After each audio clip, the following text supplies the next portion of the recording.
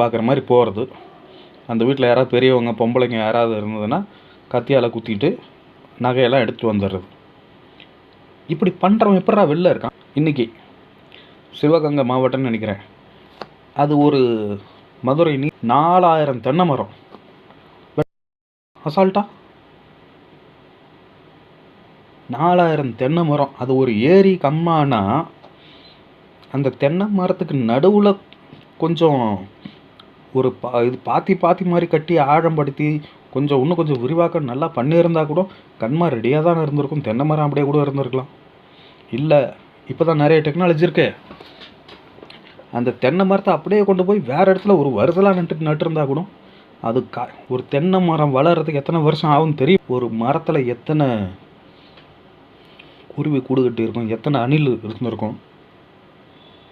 ஒரு மரம் எவ்வளோ காற்று ஆக்சிஜனை கொடுக்கும்.